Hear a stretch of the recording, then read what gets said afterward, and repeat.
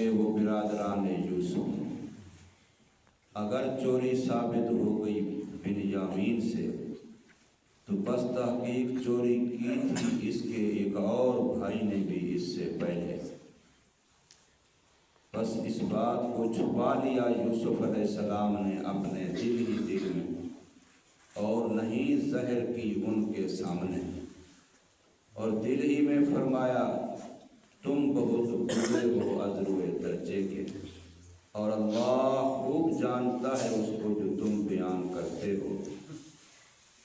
کہا ان برادران یوسف نے آئے عزیز مصر، بے شک اس بنیامین کا والد ہے بہت بوڑھا ہے، بس لے لیجیے کسی ایک کو ہم میں سے اس کی جگہ، بے شک ہم سمجھتے ہیں آپ کو احسان کرنے والوں میں سے۔ فرمایا یوسف علیہ السلام نے اللہ کی پناہ یہ کہ پکڑ لیں ہم مگر اسی شخص کو جو پایا ہم نے اپنا سامان اس کے پاس، بے شک ہم اس وقت البتہ بے انصافی کرنے والے ہوں گے۔ سورہ یوسف کی آیت نمبر 77، 78 اور 79، یہ تین آپ حضرات کے سامنے پڑھی اور ترجمہ کیا ہے۔ برادران یوسف نے پہلے تو یہ بات کہی تھی کہ ہم بالکل چور نہیں ہیں، ہمارا کام چوری نہیں ہے، کبھی چوری ہمارے سلسلے میں ہے نہیں، بڑی تاکید کے ساتھ کہا تھا کہ ہم چوری کرنے والے نہیں ہیں، وما کنا سارقین۔ لیکن اب جب بنیامین کے سامان سے وہ برتن بادشاہ کا مل گیا تو اب اس بات کو پکا کرنے کے لیے کہ واقعی اس نے چوری کی ہے، پہلے کہہ رہے تھے کہ ہم میں سے کوئی بھی چور نہیں، اور اب جب برتن مل گیا بھائی کے سامان سے تو اب کہتے ہاں بس اب بات سمجھ آئی، اس کا ایک اور بھائی تھا اس نے بھی پہلے چوری کی تھی، اس کا مطلب ہے یہ سارے بھائی ہیں ہی چور۔ اب وہ اس کے جرم پر اور مہر تصدیق لگا رہے ہیں، اپنی پہلی بات کو بھول گئے کہ ہم ابھی 2 منٹ پہلے کیا کہہ چکے ہیں کہ ما کننا سارقین، کہ ہم تو چوری کرنے والے نہیں ہیں، نبی کی اولاد ہیں، چوری تو ہمارے دین میں منع ہے، ہم چور نہیں ہیں۔ لیکن اب کہہ رہے ہیں اچھا اس کی چوری ثابت ہو گئی تو اس کا ایک اور بھائی تھا یوسف، اس نے بھی چوری کی تھی۔ اب اس کے مفسرین نے بہت سارے واقعات لکھے ہیں کہ بھی یوسف علیہ السلام کی طرف جو انہوں نے چوری کی نسبت کی اس کا کیا مطلب ہے، لیکن مشہور بات یہ ہے کہ یوسف علیہ السلام بچپن میں اپنی خالہ کے پاس گود پال ان کو دیے تھے، وہ پلتے ان کے پاس تھے۔ جب ذرا بڑی عمر کے ہو گئے تو حضرت یعقوب علیہ السلام نے یہ چاہا کہ اب یہ بچہ میرے پاس آ جائے، محبت تو تھی اس سے، تو اب بچہ واپس لیا، لیکن وہ خاتون واپس دینا چاہتی نہیں تھی، اس کی چاہت یہ تھی کہ یہ میرے پاس رہ جائے۔ اب باپ ہے، ظاہر ہے اس کا مقابلہ بھی وہ نہیں کر سکتی کہ بھی کیسے اس کو کہے کہ میں نہیں دیتی، تو اس نے یہ ہیلا کیا کہ خاندان یعقوب میں ایک کپڑا حضرت ابراہیم علیہ السلام سے منسوب تبرک کے طور پر چل رہا تھا، ابراہیم علیہ السلام کا استعمال شدہ اسحاق علیہ السلام کے پاس آیا، اسحاق علیہ السلام سے یعقوب علیہ السلام کے پاس آیا، تو یہ کپڑا اس خاتون کے پاس تھا، وہ یعقوب علیہ السلام کی بڑی بہن تھی، یعنی حضرت یوسف کی پھوپھی ہو گئی، ان کے پاس وہ کپڑا تھا، تو اس نے وہ کپڑا یوسف علیہ السلام کے کرتے کے نیچے ان کی کمر میں باندھ دیا۔ اب کسی کو پتا نہیں، یوسف علیہ السلام تو اس وقت چھوٹی عمر کا ہے، اب یہ بچے کو لے آیا اپنے گھر، باپ کے گھر آ گیا بچہ پھوپھی سے، تو پھوپھی نے پیچھے سے واویلا کیا کہ میرا تو یہ کپڑا گم ہو گیا ہے، اب پتہ نہیں کپڑا کدھر ہے، وہ تلاش کرتے کرتے ان کے گھر بھی آگے گئی، تمہارے گھر تو نہیں آیا، نہیں جی نہیں آیا، تو تلاش کرو بھی کپڑا میرا گم ہے۔ اب وہ اس نے خود ہی باندھا تھا ان کی کمر میں، تو کچھ دیر کے بعد دیکھا یہ یوسف چوری کر کے لایا، بس چوری کر کے لایا، تو پھر چوری کی سزا تو ان کے دین میں یہی تھی کہ کہ جس نے چوری کی اب 1 سال اس کے پاس رہے گا. تو اس کا ٹھیک ہے، اب میرا حق بن گیا، اب یہ بچہ 1 سال میرے پاس رہے گا. مقصد اس کا اسی کو اپنے پاس رکھنا تھا. اب اس میں یوسف علیہ السلام نے چوری نہیں کی تھی. جیسے اس کپڑے کی چوری یوسف علیہ السلام نے نہیں کی تھی، بالکل ایسے ہی بادشاہ کے برتن کی چوری بنیامین نے نہیں کی تھی. وہ پٹکا، وہ کپڑا اس کی کمر میں کسی اور نے باندھا، یہ بھی برتن بنیامین کے سامان میں کسی اور نے رکھا. بنیامین کو تو کوئی پتہ نہیں ہے.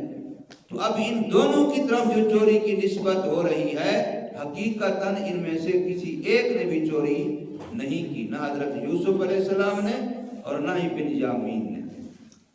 لیکن جو باقی 10 بھائی ہیں وہ تو باپ کو دھوکہ دے چکے ہیں، یوسف علیہ السلام کو کنویں میں پھینک چکے ہیں، قافلے والوں کے ہاتھوں بیچ چکے ہیں. وہ تو مجرم ہیں اور جرم ان کا خود بالفعل بالاختیار کیا ہوا ہے. لیکن وہ اب دوسروں کو کہہ رہے ہیں کہ قالو، کہنے لگے، این یسرق، اگر اس بنیامین نے چوری کی ہے، اس کے سامان سے چوری برآمد ہوئی، فقط سرق اخ لہ، اس سے پہلے اس کا دوسرا بھائی بھی چوری کر چکا، اس سے بھی چوری ثابت ہو چکی جو گم ہو گیا ہے. لیکن یوسف علیہ السلام اب یہاں چاہتے تو اچھا ابھی بھی تمہارے پیٹ میں مروڑ کھڑی ہے، وہ دشمنی تمہیں اب بھی یاد آ رہی ہے، وہ حسد تمہارا اب بھی جاگ پڑا ہے. ابھی تم نے کہا کہ ہمارے میں سے کوئی چور ہے نہیں، ابھی تم کہتے وہ بھائی بھی چور تھا، یہ بھائی بھی چور ہے، اس کا مطلب تمہارا تو سارا ٹبر ہی چور ہے. جیسے مولانا فضل الرحمان صاحب نے کہا تھا ان کو، نون لیگ اور پیپلز پارٹی کو، تمہارا سارا ٹبر ہی چور ہے. اور حقیقت بھی یہی ہے. اللہ تعالیٰ معاف فرمائے سیاسی لوگوں کا. تو فرمایا کہ یہ تو تمہاری بات کا الٹ بنتا ہے. لیکن اس بات کو یوسف علیہ السلام نے تحمل سے، برداشت سے اپنے اندر چھپا لیا، دل ہی دل میں ظاہر نہیں کیا کہ تم اس وقت بھی میں نے کوئی چوری نہیں کی تھی اور اس نے بھی کوئی چوری میرے بھائی نے بھی نہیں کی ہے. فَأَسَرَّهَا يُوسُفُ فِي نَفْسِهِ وَلَمْ يُبْدِهَا لَهُمْ، اس بات کو دل میں چھپا لیا، ان کے سامنے ظاہر نہ کی. ہاں البتہ دل ہی دل میں یہ بات کہی، انتم شر مکانا، کہ مرتبے درجے کے لحاظ سے تم برے، تم شر ہو، تم بدترین ہو. واللہ اعلم بما تصفون، باقی جو تم میرے بارے میں کہہ رہے ہو کہ یوسف نے چوری کی تھی بچپن میں، یا بنیامین کے بارے میں کہہ رہے ہو اس نے چوری کی، تو اس کی حقیقت اللہ جانتا ہے کہ نہ اس نے چوری کی تھی نہ اس نے چوری کی، حقیقت کچھ اور ہے. پھر برادران یوسف نے دیکھا کہ اب یوں تو بات بنتی نہیں، باپ سے بڑے عہد وعدے قسم قرآن دے کر کے آئے ہیں، بڑے وعدے کر کے آئے کہ بھائی کو واپس لائیں گے، تو اب کس منہ سے بھائی کو چھوڑ کے سارے 10 کے 10 واپس جائیں. تو قالوا یا ایھا العزیز، کہنے لگے اے عزیز مصر، ان لہ ابن شیخا کبیرا، بے شک اس بنیامین کا والد بہت بوڑھا ہے، بڑی عمر کا ہے، اور بعض نے کبیرن کا یہ معنی بھی لکھا ہے کہ عظمت و شان کے لحاظ سے بھی بہت بڑا ہے. اور یقینی بات ہے نبی ہیں تو نبی کی عظمت و شان تو بہت بڑی ہے. فخذ احدنا مکانہ، پس لے لیجئے کسی ایک کو ہم میں سے اس کی جگہ، اس کو جانے دیجئے والے صاحب کے پاس، ہم اس سے بڑے ہیں، کام کاج زیادہ کر سکتے ہیں، سال بھر ہم میں سے جس کو آپ چاہیں اپنے پاس رکھ لیں، ہم آپ کی خدمت کام کرتے رہیں گے اس کی جگہ پر. انا نراک من المحسنین، ہم آپ کو دیکھتے ہیں کہ آپ احسان کرنے والے ہیں. پہلی دفعہ ہم آئے، آپ نے احسان کا برتاؤ کیا، اب بھی آپ احسان کرنے والے ہیں، ہماری یہ درخواست بھی مان لیجیے. یوسف علیہ السلام یعنی عزیز مصر نے فرمایا معاذ اللہ، اللہ کی پناہ، جرم کوئی اور کرے اور بھگتے کوئی اور. لا تزر وازرۃ وزر اخرى، کسی کا بوجھ کسی پر ڈالنا جائز نہیں ہے. ہر ایک کی نیکی بھی اپنے کام آئے گی اور ہر ایک نے اپنے گناہ کا بھگتان بھی خود کرنا ہے. تو فرمایا معاذ اللہ، اللہ کی پناہ، ان ناخذ، یہ کہ پکڑ لیں ہم، الا من وجدنا متاعنا عنده، ہاں مگر اسی کو جس کے سامان میں ہمارا سامان تھا.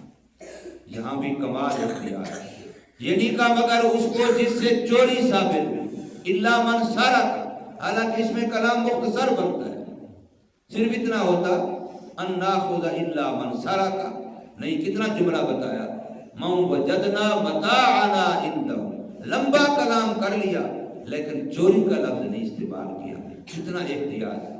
آج ہم دوسرے پر الزام لگانے میں اتنے بے لگام ہیں کہ بعد میں بے شک معافیاں بھی مانگنی پڑے، کوئی بات نہیں، ایک دفعہ زبان ہماری رکتی نہیں. اور یہاں اگرچہ سامان اس سے صاف صاف برآمد ہوا اور چوری ہی کی وجہ سے اس کو اپنے پاس روکنا ہے، لیکن پھر بھی چوری کا جملہ استعمال نہیں کیا، بلکہ پورا قصہ یوسف میں آپ دیکھ لیں. اپنے ان بھائیوں کے بارے میں بھی جنہوں نے کنویں میں پھینکا، کہیں کوئی ایک جملہ بھی عیب جوئی کا نہیں آئے گا. یہ انسان کی شرافت ہے. اور یہ جو ابھی میں نے عرض کیا، انہوں نے دل میں بات چھپا لی. یہ تحمل، یہ بردباری، یہ برداشت، اور اسی سے انسان بڑا بنتا ہے. کوئی بھی انسان جب تک برداشت، تحمل، بردباری اس کے اندر نہیں ہوتی، کبھی بھی معاشرے میں بڑا مقام حاصل نہیں کر سکتا. خاندان میں ہو، گھر میں ہو، کنبے قبیلے میں ہو، دوستوں میں ہو، برداشت برداشت برداشت. جتنا بڑا جگرا ہوگا، جتنا بڑی برداشت ہوگی، اتنا بڑا اللہ پاک مقام اور مرتبہ دیں گے. تو فرمایا کہ مگر اسی کو ہم پکڑیں گے جس کے پاس ہم نے اپنا سامان پایا ہے. کیوں؟ اگر ہم اس کے علاوہ اور کو پکڑ لیں تو ہم تو ظالم بن جائیں گے. اذن لظالمون، اس وقت تو ہماری طرف سے انصاف کے خلاف ہو جائے گا. اس لیے آج کل یہاں عجیب رواج ہے، الزام لگتا ہے بیٹے پر، کہتے ہیں جی اس کا باپ حلف دے پھر ہم اس کو چھوڑ دیں گے، اس کا فلانا حلف دے. حالانکہ اس نے کون سا جرم کیا ہے، اس نے کون سا آنکھوں سے دیکھا ہے، اس کو کیوں حلف دے؟ پھر بیچارے وہ اولاد کی محبت میں باپ بھی کبھی خاندان کے بڑے اعتبار دے رہے ہوتے ہیں، کوئی حلف دے رہے ہوتے ہیں. حالانکہ یہ بالکل شرم غلط ہے. شرم جس کا جرم ہے اسی کے ساتھ نپٹو. تو فرمایا کہ اگر ہم اس کے علاوہ اور کو پکڑ لیں تو یہ ہماری طرف سے بے انصافی بن جائے گی. تو اللہ تبارک و تعالی ہمیں بھی ایسی سیرت نصیب فرمائے کہ باوجود دشمنی کے، باوجود غصے کے، باوجود دوسرے کی زیادتیوں کے، یہ نہ دیکھیں کہ اس نے کیا، یہ دیکھنا ہے کہ میں نے کیا کرنا ہے. اس نے اپنے کیے کا جواب اللہ کو دینا ہے اور میں نے اپنے کیے کا جواب اللہ کو دینا ہے. اگر میں بھی اس کے برابر میں مقابلے میں کرتا جاؤں گا تو پھر اس میں اور مجھ میں فرق کیا ہوگا. اللہ پاک سمجھ نصیب فرمائے، عمل کی توفیق دے.